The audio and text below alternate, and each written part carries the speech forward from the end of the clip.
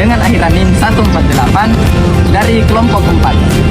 Nah, di sini saya akan membahas mengenai kurikulum 1975. Kurikulum 1975 merupakan kurikulum pendidikan di Indonesia yang menekankan pada pendekatan sistem instruksional. Ciri utamanya adalah penggunaan PPSI. Guru harus merumuskan tujuan instruksional umum dan tujuan instruksional khusus.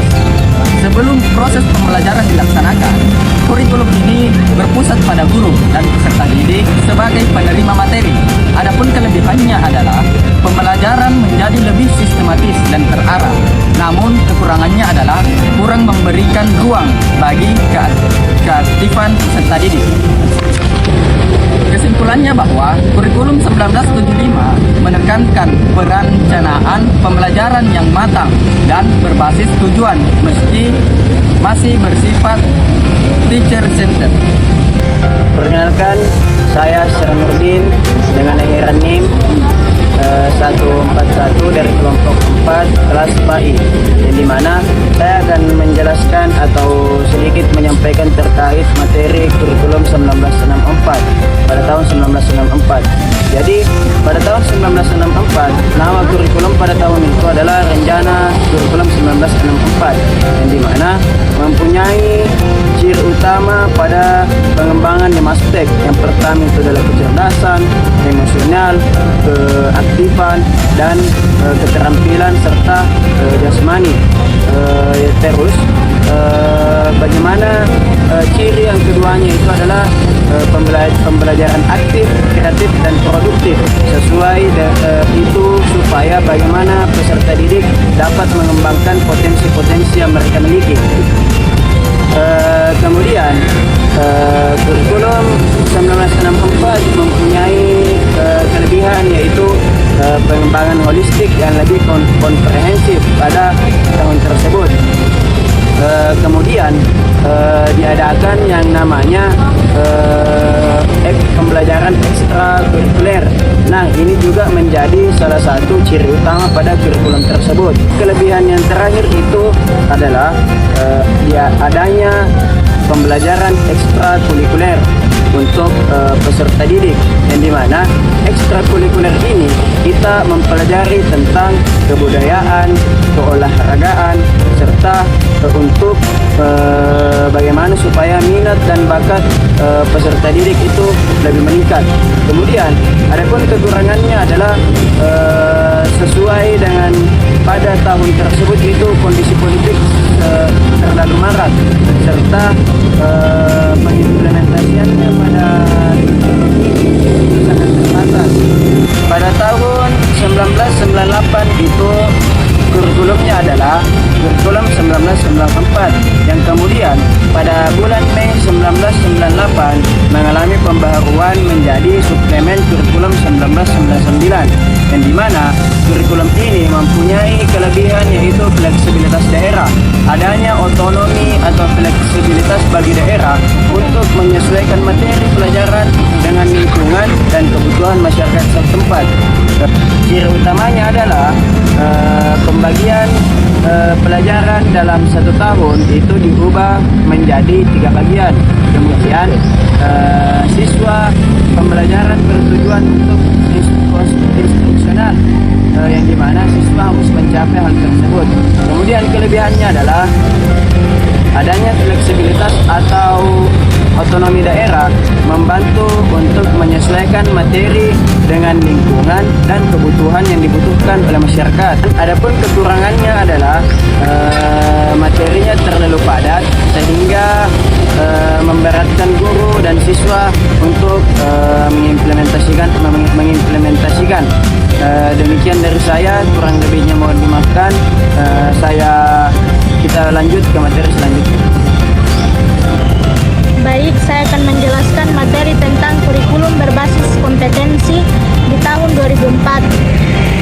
Kurikulum berbasis kompetensi mulai diperkenalkan dan diterapkan secara uji coba pada tahun 2004.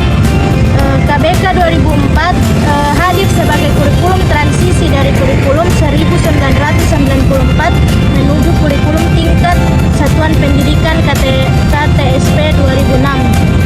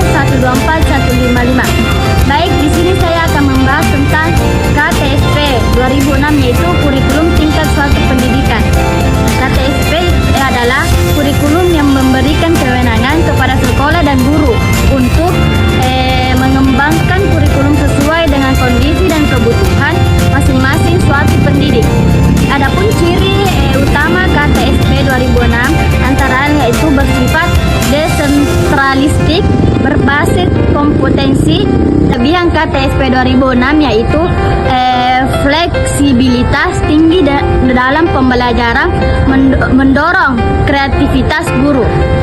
Adapun kekurangannya yaitu tidak semua sekolah dan guru siap mengembangkan kurikulum secara mandiri hingga kualitas pembelajaran menjadi tidak merata.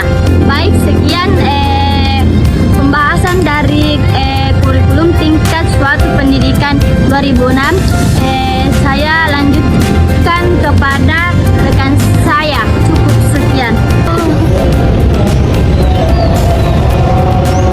Dalam dunia pendidikan, kurikulum berkembang menyesuaikan zaman. Ada dua kurikulum yang sering dibicarakan saat ini, yaitu kurikulum 2013 dan kurikulum Merdeka. Mari kita bahas secara jelas, singkat, dan menarik. Kurikulum ini diterapkan secara nasional pada tahun 2013. Nah, kurikulum 2013 ini sering juga disingkat sebagai K13. Nah, ciri utama pada kurikulum 2013 ini adalah pendekatan tematik integratif, di mana menekankan beberapa aspek, yaitu menanya, mencoba, mengamati, menalar, dan mengomunikasikan. Nah, pendekatan ini tidak hanya berfokus pada pengetahuan, tetapi juga pada keterampilan dan sikap. Baiklah, selanjutnya adapun kelebihan kurikulum 2013 ini terletak pada pembentukan karakter dan keseimbangan antara pengetahuan, sikap, dan keterampilan. Namun, kekurangannya terletak pada administrasi yang cukup kompleks dan guru yang dituntut untuk aktif. Nah, selanjutnya kurikulum Merdeka. Kurikulum Merdeka diterapkan mulai dari tahun 2021 dan diperluas lagi pada tahun 2022. Nah, kurikulum Merdeka ini disebut sebagai kurikulum Merdeka karena menjadi sebagian dari Merdeka Belajar. Nah, adapun ciri utama pada kurikulum Merdeka adalah fleksibilitas, di mana guru diberikan kebebasan untuk menyesuaikan pembelajaran sesuai dengan yang dibutuhkan peserta didik.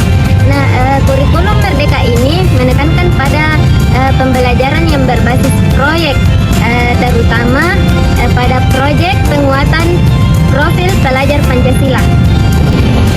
Adapun kelebihan pada kurikulum Merdeka ini adalah pembelajarannya lebih kontekstual sehingga peserta didik mudah memahami pembelajaran dan lebih aktif serta kreatif. Namun kekurangannya terletak pada kompetensi guru yang kurang, terutama dalam memahami kebebasan belajar tersebut. Nah, berdasarkan pemaparan dari kelompok kami, dapat disimpulkan bahwa kurikulum di Indonesia terus mengalami perubahan sesuai dengan perkembangan zaman. Nah, pendidikan agama Islam di sini memiliki